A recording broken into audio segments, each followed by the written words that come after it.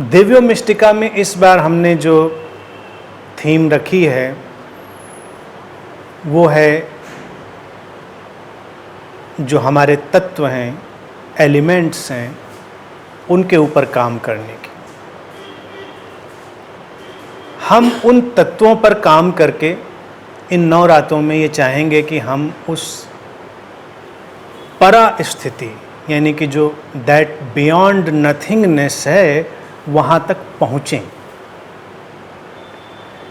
गीता के 7वें अध्याय में भगवान कृष्ण एक श्लोक में अर्जुन से कहते हैं कि मैं ये 8 तत्वों वाली अपरा प्रकृति हूँ, उसी से मैंने रचा है पूरा संसार, पूरा जगत, और मैं ही वो परा प्रकृति भी हूँ, 9वां तत्व जो इस सब को संभालता है, इसको धारण करता है। तो पहले इन 8 तत्वों को जान, उनको समझ, और उनकी प्रज्ञा से जब तू भरेगा तो मेरी प्रकृति को जानेगा जो कि 9वां तत्व है, परा, बियॉन्ड एलिमेंट। 8 तत्वों में 5 तो वो पंच महाभूतों की बात करते हैं जो कि बहुत ही फंडामेंटल हैं, पृथ्वी, जल, अग्नि, वायु, आकाश,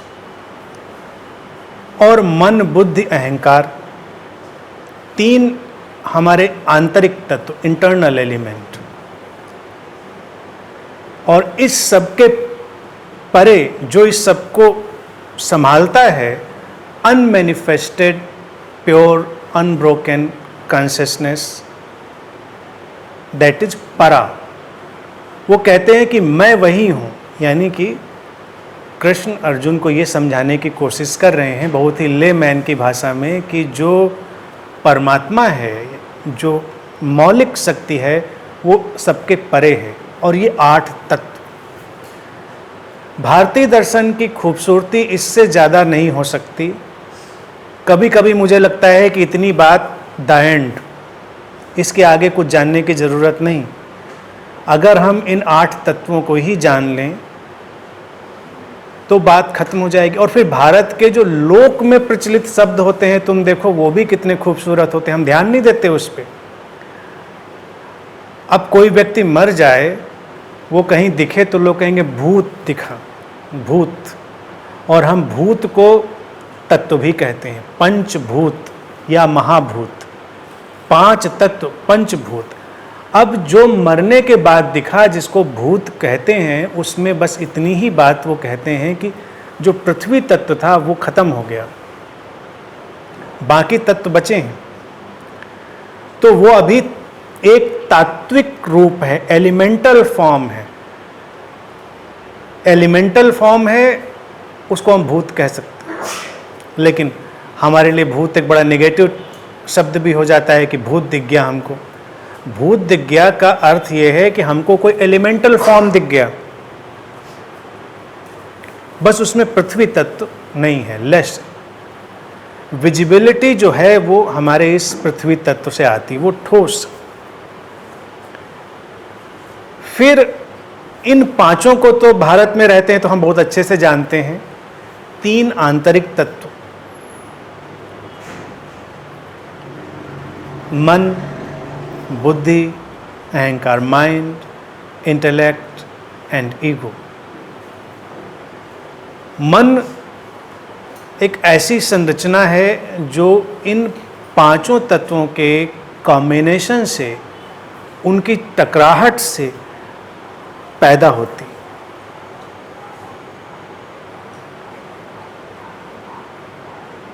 मन पशुओं में भी है, पक्षियों में भी है, पेड़ पौधों में भी है, पत्थरों, चट्टानों, सब में मन है। लेकिन मन के अलग अलग तल हैं, कहीं वो ज़्यादा ठहरा हुआ है, कहीं थोड़ा डायनेमिक है, कहीं ज़्यादा डायनेमिक है।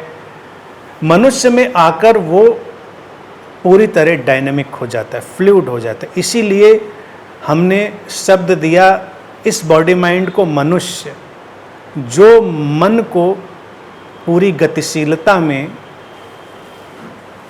पूरे डायनामिक फॉर्म में जो कैरी करता है वो मनुष्य। पशु, पशु का अर्थ होता है पास से बनता है पशु, जो बंधा है, बाउंडेड, यानी पशु का मन भी जो है वो बंधा हुआ है, लिमिटेड है। ऋतुएं हैं, उसका भोजन है, उसका जीवनचर्या है, सब बिल्कुल फिक्स्ड। मन चल रहा है उसका, उसको भी पता है कि अब ऋतु बदलेगी, हमको ये करना है, भोजन है, उसको तलाशना है, अपनी सुरक्षा करनी है, मन है उसके पास। पेड़ पौधों के पास भी मन है, वो सब एक पाश में, एक बंधन में है। मनुष्य में वो फ्लूइडिटी है, लिक्विडिटी है, दैट्स वाई ही इज मनुष्य। उसके अंदर मन सक्रिय हो गया। लेकिन अब बात इससे आगे जाएगी। मन तो एक वेग सी स्थिति हुई, अस्पष्ट सी स्थिति हुई कि जो कुछ भी कलेक्शन हमारे अंदर आ रहा है, हमारी कंडीशनिंग के थ्रू, आसपास के वातावरण के माध्यम से, वो सब हमारा मन बन रहा है। वो एक कॉस्मिक हैपनिंग है, हमेशा ध्यान रखें चीज़ों को। पशु उस कॉस्मिक हैपनिंग में ही जी रहे हैं, पेड़ पौधे चट्टाने, इसीलिए उनको कोई अड़चन नहीं। मनुष्य भी अभी कॉस्मिक हैपनिंग में है, लेकिन फिर उसके पास एक और चीज़ आएगी, बुद्धि, इंटेलेक्ट। इंटेलेक्ट क्या होगा? मन में जब मंथन होगा, उसका रिफाइंड फॉर्म होगा, तो वो बनेगा इंटेलेक्ट, बुद्धि। भारत में समुद्र मंथन का जो प्रतीक दिया गया वो भी इसी सिंबोलिज्म की तरफ इशारा करता है कि मन में जब मंथन होगा तो तमाम चीज़ें निकलेंगी, तमाम रत्न निकलेंगे, और उस मंथन में सुर असुर सब लगेंगे। उसमें पॉजिटिव नेगेटिव फोर्सेज लगेंगी, जो पोलर इंटरडिपेंडेंट फोर्सेज हैं, जो इंटरकनेक्टेड पोलर अपोजिट्स हैं, वो सब उसमें शामिल होंगे उस मंथन में, और उससे सब कुछ निकलेगा। अमृत निकलेगा, विष निकलेगा, हलाहल निकलेगा, मिटाने वाली चीज़ें निकलेंगी, बनाने वाली चीज़ें निकलेंगी, प्रकृति का एक नया रूप पैदा होगा। और फिर ये सब तो हो जाएगा। उसके बाद तीसरा इंटरनल एलिमेंट, यानी कि 8वां तत्व, वो बनेगा हमारा अहंकार, ईगो। ईगो एक बड़ा ही इल्यूसिव चीज़ है।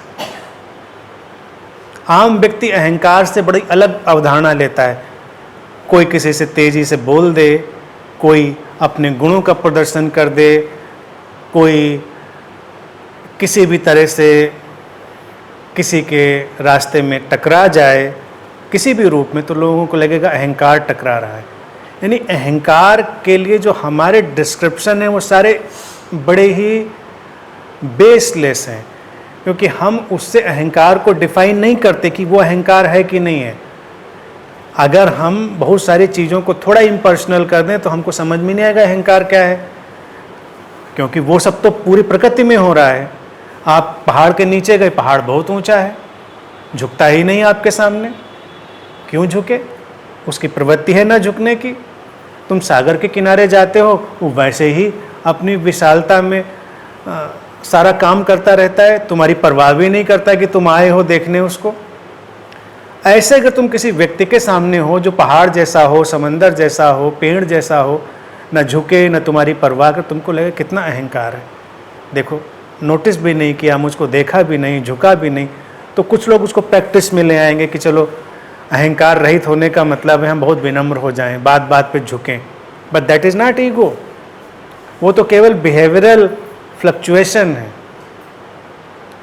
ईगो है इन पीछे के 7 तत्वों से एक खास किस्म का आइडेंटिफिकेशन पैदा हो जाना, तादाद। कृष्ण बहुत ही स्पष्टता से ये बात कह रहे हैं। वो कहते हैं कि जब वो आइडेंटिफिकेशन बनता है तो वो बनता अहंकार। और आज हम मनोवैज्ञानिक रूप से जानते हैं, एक बच्चा पैदा होता है तो उसके 1.5-2 साल में करीब या 2 से 3 साल के करीब ये इवेंट ऑफ ईगो अपीयर होती है। उसके पहले वो बिल्कुल पेड़ पौधे और पशुओं की तरह, कोई ईगो उसके अंदर नहीं है। फिर वो ईगो पैदा होता है, आसपास के जो वातावरण से टकराव होता है और जस्ट फॉर द सर्वाइवल। अब ईगो क्यों पैदा होता है? सारे तो आध्यात्मिक लोग ईगो मिटाने पे लगे हैं। किसी भी गुरु के पास जाओ, पहला काम कहेगा भाई पहला काम अहंकार को मिटाओ। But you are the ego, तुम नहीं मिटा सकते उसको, वो तुम्हारे सर्वाइवल के लिए है, सर्वाइवल के लिए है। इसीलिए प्रकृति उसको 1.5-2 साल 3 साल के दरमियान देती है। उससे क्या होता है, एक इल्यूजन पैदा होता है सेपरेशन का, अलगाव का। व्यक्ति में अलगाव आता है कि मैं सेपरेट एंटिटी हूँ और वो फंक्शन करता है। उचित है, ऐसा करेगा तो जो प्रकृति का एक सारा कार्य व्यापार है वो आगे बढ़ता है। यही देवी का मैनिफेस्टेशन है अलग अलग रूपों में। तो उस ईगो के रूप में भी वो देवी ही मैनिफेस्ट हो रही है। वो देवी यानी कि वो जो फोर्स है, सोर्स, दैट वेरी कॉन्शियसनेस, वो चेतना, वो मैनिफेस्ट हुई। अब व्यक्ति संभलेगा, चलेगा और फिर एक दिन जब वो इन 8 को ट्रांसेंड करके 9वें में जाएगा, परा में, बियॉन्ड में, तो सारे तत्वों में एक सिंथेसिस होगी, एक अलग किस्म की लय होगी और वही है देवी के मौलिक स्वरूप में प्रवेश। तो इन 9 रातों में हम प्राचीन काल से भारत में यही कोशिश करते रहे हैं कि अपने इस एलिमेंटल फॉर्म को ट्रांसेंड करके उस 9वें रूप में, परा में चले जाए। इसीलिए वो विजयदशमी है। विजयदशमी इसलिए नहीं उसके बाद आती है कि कोई कहीं जीतता है, कहीं कोई कुछ और चीज़ होती है। वो है हमारी विक्ट्री, उस इल्यूजन के पार जाने की विक्ट्री। और देवी का जो रूप हम गढ़ते हैं उसमें इन सारे तत्वों का समावेश। फिर एक और मिस्टीरियस चीज़ आज समझें, हम लोग उसी से आज काम शुरू करेंगे अपने ध्यान और साधना में। कुछ तो देवी के मंत्रों में हम जाएंगे, उनके आवाहन में जाएंगे, उस सबको तो फॉलो करेंगे आप लोग। दूसरा, हम इन एलिमेंट्स पे सिस्टमेटिक वे में चलेंगे। तो बेहतर यही है कि जो लोग सारे दिन रातों में आएंगे वो सारी चीज़ों को जानेंगे, महसूस करेंगे, उनके लिए वो फॉर्चुनेट होगा। लेकिन ये ना समझें कि जो कम आ रहा है वो कम फॉर्चुनेट है, वो उसकी अपनी डेस्टिनी है और वो देवी की माया है, प्ले ऑफ देवी है, कौन कैसे क्या कब होगा। तत्वों में एक और इंट्रिकेट चीज़ है और बड़ी मिस्टीरियस चीज़, उसको पहले समझें। जो लोग बहुत स्पिरिचुअल लिटरेचर पढ़ लेते हैं वो बहुत कंफ्यूज हो जाते हैं। तो इसीलिए मैं सजेस्ट लोगों को ज़्यादातर यही करता हूँ, अगर सचमुच में सेल्फ एक्सप्लोरेशन करना है तो स्पिरिचुअल लिटरेचर को कुछ दिनों के लिए उठा कर रख दें, एक्सपेरिमेंट करें, प्रयोग करें, जानें, समझें।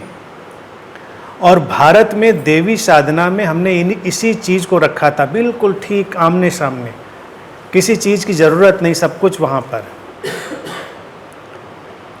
तो हम कहाँ से शुरू करेंगे, किस तत्व से? जो लोग योग और तंत्र की बात पढ़ते सुनते हैं उनको लगेगा कि ठीक है, तो हम लोग मूलाधार से शुरू करेंगे, बेसिक चक्र से, और वहाँ पर पृथ्वी तत्व है, बेसिक एलिमेंट। अब जैसे आज के लिए देवी शैलपुत्री का डिपिक्शन है तो लोगों को लगेगा कि अच्छा, तो वो भी तो एक पृथ्वी तत्व का ही रूप है, हम वहाँ से चलेंगे। नहीं, हम चलेंगे मणिपुर चक्र से, सोलर प्लेक्सस से, अग्नि तत्व से, तेज से। क्यों? कुंडलनी एक्टिवेशन और उसके जितने भी ये सब आपके दिमाग में डाले गए सारे फॉर्म हैं उनको आप भूल जाएं, क्योंकि वो सब इल्यूजन है। किताबों में लिखकर तो लोग केवल लोगों को मिसगाइड करते। मिसगाइड मीन्स जानबूझ के नहीं, जो जानने वाले हैं वो जानते हैं, जो किताब से चलेगा वो बस किताब से ही चल रहा है, उसको कुछ पता नहीं है। लेकिन उनको बात भी कहनी है, तो बात तो बतानी, जैसे खजाने का नक्शा होता है, तो खजाने का नक्शा बना दिया उन्होंने। अब आप ढूंढो, आप उससे चलेंगे तो आप एक मेंटल हिप्नोसिस में चले जाएंगे, जिसमें आपको कई बार लगेगा हाँ वो कुंडलनी जाग रही, मेरे इस चक्र से वहाँ पहुँची, फिर वहाँ पहुँची, वहाँ पहुँची, फिर सहस्रार पे चली, बड़े systematic, step by step. But it is not like that at all. ये सीक्रेट आज मैं सबके साथ शेयर कर रहा हूँ, जो कहीं किसी लिटरेचर में शेयर नहीं किया गया है। तो आप लोग फॉर्चुनेट हैं, वहाँ से चलें। कुंडलिनी या ऐसी कोई भी चीज़ जो एक्टिव होती है वो सोलर प्लेक्सस, मणिपुर से, वो अग्नि का, तेज का केंद्र है, फायर एलिमेंट का बेसिक फंडामेंटल चीज़ है फायर। जीवन और देवी प्रकट होती है उस अग्नि के रूप में, इसीलिए देवी के लिए हमने एक ज्योति का जो है रूप अपनी कल्पना में लिया है, जलाते भी हैं ज्योति देवी के नाम से। क्यों? अग्नि एक ऐसी खोज है भारत की, इस सारे फॉर्म, इलेक्ट्रिसिटी हो, किसी भी तरह की एनर्जी हो, वो सब फंडामेंटली उस अग्नि का ही फॉर्म है। अग्नि इज़ नॉट बर्निंग, कोई चीज़ जल रही है वो अग्नि नहीं, उसको वो कहते हैं तेज, यानी कोई ऐसी फंडामेंटल एनर्जी है जो हमें जीवन देती है, हमें गर्माहट देती है। हमारे मरने का अंतिम लक्षण क्या है? जब हमारा शरीर ठंडा हो जाए। जीवन का हमारा सबसे स्पष्ट लक्षण क्या है? कि गर्माहट हो शरीर में। आप किसी का हाथ देखते हैं, शरीर गर्म है, व्यक्ति जिंदा है। शरीर ठंडा पड़ने लगे धीरे धीरे, आप खत्म। और कोई व्यक्ति मरे, कभी आपको मौका मिले, ये चिकित्सक को मिल सकता है, डॉक्टर्स को, तो आप उसके सारे बॉडी को टच करके देखें, सबसे बाद में उसका जो मणिपुर चक्र है, सोलर प्लेक्सस, वो ठंडा होता है। पूरा शरीर ठंडा हो जाएगा, पैर ठंडे हो जाएंगे, हाथ ठंडे हो जाएंगे, माथा ठंडा हो जाएगा। लेकिन अगर आप उसके यहाँ पर हाथ रखेंगे, सोलर प्लेक्सस पर, सबसे बाद में, ग्रेजुअल है बॉडी में। और जो लोग इस विज्ञान को जानते हैं वो ये भी जानते हैं कि अगर उसमें गर्माहट बची हुई है तब तक व्यक्ति को रिवाइव किया जा सकता है। मेडिकली भले वो मर चुका हो, लेकिन अगर उसके इस सेंटर पर फायर तेज अभी है तो वो रिवाइव हो सकता है। It takes almost around 3 hour, person to person vary करता है। स्वस्थ व्यक्ति है, उसके 3 घंटे में वो धीरे धीरे धीरे धीरे करके डिस्पर्स हो जाता है। और इस अग्नि तत्व में, इस तेज के तत्व में फिर 3 और तत्व शामिल होते हैं। वो मैनिफेस्टेशन है इस तेज का, यानी कि पृथ्वी तत्व, जल तत्व और वायु तत्व। पृथ्वी बिल्कुल सॉलिड, जो हमारे शरीर को भी फॉर्म देती है, पूरे कॉस्मॉस को एक फॉर्म देती है। जल तत्व जो लिक्विडिटी देता है, फ्लूइडिटी देता है, मोमेंट देता है, वो जल तत्व। और वायु तत्व हार्मनी, जो भी रिद्म है उस सब में। तो ये अग्नि के सक्रिय होने के बाद ये तीनों पैदा होते हैं, पृथ्वी, जल और वायु। और 5वां तत्व है स्पेस, आकाश। वो इनको संभालता है। वो आकाश है जिसके अंदर एक कंटेन होते हैं, दैट इज टाइम स्पेस, स्थान समय का। जैसे अब हम हैं, एक व्यक्ति है, तो व्यक्ति का जन्म क्या है? वो एक इवेंट ऑफ टाइम स्पेस है। कहीं भी कोई घटना है, कहीं कोई फूल खिला, तो क्या है? इवेंट ऑफ टाइम स्पेस है। एक खास समय पर, खास स्पेस में वो घटना घटती है, वो हमारी हैपनिंग है। तो आकाश वो एलिमेंट है, स्थान समय का, टाइम स्पेस, जिसमें ये चारों तत्व संभाल लिए जाते हैं। और इनको रिकॉग्नाइज करने का, इनको पहचानने का जो काम है, वो फिर जब 3 इंटरनल एलिमेंट पैदा होते हैं तो वो करते हैं। जैसे चट्टान में मान लीजिए सारी चीज़ें पैदा हों, तो अभी उसके अंदर जब ये तीनों आंतरिक तत्व नहीं होंगे तो उसको रिकग्निशन नहीं आएगी। मनुष्य को रिकग्निशन आ रही है, क्योंकि वो तत्व हैं। तो पहला तत्व फायर, अग्नि। इसीलिए भारत में कोई पूजा हो सबसे पहले आग जलेगी, उसका महत्व है। और इन सारे तत्वों की एक चीज और आप समझ लें, इन 5 रातों में तो 5 फंडामेंटल जो चीज़ें हैं उन पर और इंटरनल सब पर हम काम करेंगे। इनकी अपनी एक मेमोरी है, इनका अपना एक पैटर्न है। धरती की अपनी एक मेमोरी है, तो हमारी बॉडी की अपनी मेमोरी है, उसकी सेलुलर मेमोरी है, उसको हम काया स्मृति कहते हैं। हर सेल की अपनी एक मेमोरी है। आज हम जानते हैं हर सेल का अपना एक माइंड है। फिर जल की अपनी मेमोरी है, उसको भी सब जानते हैं पूरी तरह से कि पानी भी सारी मेमोरीज को कंटेन कर लेता है। हमारे शरीर में 70 से 75% पानी है, हमारे उसी एवरेज में हमारे इस प्लेनेट पर पानी है, वो सब मेमोरी को कैरी कर रहा है। जो वायु है वो भी मेमोरी को कैरी करती है, इसलिए बहती है। इसीलिए ज्ञान जो है वो कहीं भी बंधा हुआ नहीं है। कोई सोचे कि ज्ञान कहीं बंधा हुआ है, वो हवा की तरह मुक्त है, आज़ाद, कहीं कोई बांधता नहीं उसको। और फिर इससे भी सर्वोपरि स्पेस की मेमोरी है, आकाश तत्व की, टाइम और स्पेस। जैसे आप इस बुद्धा हाल में एंटर करें तो इसकी अपनी एक मेमोरी है, इस खालीपन की, इस एम्प्टी स्पेस की, जिसमें बहुत कुछ है। भारत में ऐसी जगहों को हम शक्तिपीठ, शक्ति स्थान कहते हैं, एनर्जी स्पॉट्स कहते हैं, जहाँ पर कुछ खास किस्म की एनर्जी हमने डाल दी है, उस टाइम स्पेस में वो वाइब्रेट होती रहती है। उन सब की अपनी मेमोरी है। अब ये सारी मेमोरीज बह रही हैं, तो इससे निष्कर्ष क्या पता चला आपको कि सब इंटरकनेक्टेड है, कहीं से भी कुछ भी एक्सेस हो सकता है। और आग से जब हम चलेंगे तो योग और तंत्र में बहुत ही मिस्टीरियसली हमने यहाँ पर बीज मंत्र दिया रम। मणिपुर पर बीज मंत्र बनता है रम। रम को ही जब हम बहुत ही जन भाषा में तोड़ देते हैं तो वो राम बन जाता है। वही जिसकी चर्चा कबीर करते हैं या और मिस्टिकल ट्रेडिशन करते हैं कि जो राम व्याप्त है सब कहीं, यानी कि जो जीवन, जो तेज, जो फंडामेंटल एनर्जी जो हमको जीवित रखती है वही राम है। तो राम में प्रवेश, उसका डोर हमारा खुलेगा मणिपुर से, सोलर प्लेक्सस से। पूरी जो रामायण है, जो ये ड्रामा लिखा गया भारत में, वो हमारे इन एलिमेंट्स, हमारी इन फोर्सेज, इनके सारे मूवमेंट, इसी का सब डिपिक्शन है, बहुत ही पोएटिक फॉर्म में। उसमें बहुत कुछ डेकोरेशन भी होता है और बहुत कुछ मिस्टिकल भी बातें होती हैं। इसीलिए जब सीता की बात करेंगे तो कहेंगे वो धरती से पैदा हुई, गर्भ से नहीं पैदा हुई, ज़मीन से, धरती से, यानी कि अर्थ एलिमेंट, वहाँ से उनको निकालेंगे।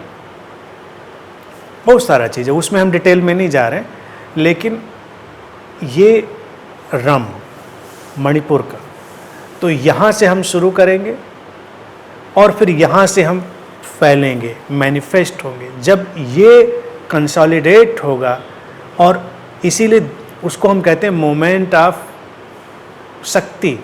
उस शक्ति की लहर जब बनेगी तो मैनिफेस्टेशन स्टार्ट होगा। मैनिफेस्टेशन स्टार्ट होगा तब क्या होगा, हमारे ये पृथ्वी, जल और वायु ये टकराएंगे आपस में। It is kind of big bang, आप जो मॉडर्न साइंस है उसको कहते हैं। तो उससे फिर रूप बनेंगे, आकार बनेंगे। लेकिन पहला काम होगा तेज पे, फायर पे। इसीलिए हम किसी की बात में भी ऐसे ही बात करते हैं कि भाई तुम्हारी बातों में कुछ आग नहीं है, तुम्हारे भावनाओं में आग नहीं, तुम्हारी मोहब्बत में आग नहीं, तुम्हारे जज्बातों में आग नहीं। आग को तो हम बहुत ढंग से उपयोग करते हैं, हर चीज़ में आग, यानी कि आग नहीं है तो तेज नहीं, इंटेंसिटी नहीं है, शक्ति नहीं, तो वो चीज़ बेकार। तुम्हारे विचारों में आग हो, वो जन्म दे देंगे, क्रिएट कर देंगे, they will become tremendously creative force. लेकिन विचार ठंडे हैं, कितने भी कीमती विचार हों, तुम सारे दुनिया के शास्त्रों को मिक्सी में चलाकर उनका शेक बनाकर पी जाओ और फिर उसको तुम वक्त बेवक्त वॉमिट करो और तुमको लगे कि तुम बड़े ज्ञानी हो गए हो, लेकिन वो काम नहीं करेगा क्योंकि तेज नहीं होगा, फायर नहीं होगी। और जब फायर होगा तो कोई भी विचार काम करेगा, पैदा होगी चीज़ें। और अस्तित्व में जो भी क्रिएटिव इन्वेंशन है वो इसी फायर से ही पैदा होते हैं, क्योंकि वो शक्तियाँ चाहती हैं कि कुछ क्रिएटिव इनपुट आगे बढ़ता रहे। सो फॉर टुडे हम लोग मणिपुर से काम करेंगे, पहले देवी के आवाहन में, और फिर हर दिन अलग अलग हम लोग डिस्क्राइब करेंगे और आगे बातें बताएंगे। अभी बहुत सारी मिस्टिकल चीज़ें हैं, ये फंडामेंटल चीज़ें थी, बेसिक थी, उनको समझें। और कुंडलनी जागरण में भी यही समझ लें, हमारे कुंडलनी जागरण के एक्सपर्ट लोग भी हैं इस सेशन में, तो ये भी समझ लें वो ऐसे ऐसे सीढ़ी की तरह नहीं चलती है कि मूलाधार से कोई सांप बैठा है, उठा उठा उठा और सहस्रार पे जाके कमल बन के खिल गया। पहले कहीं बीच में विस्फोट अग्नि का और फिर वो फैलेगी।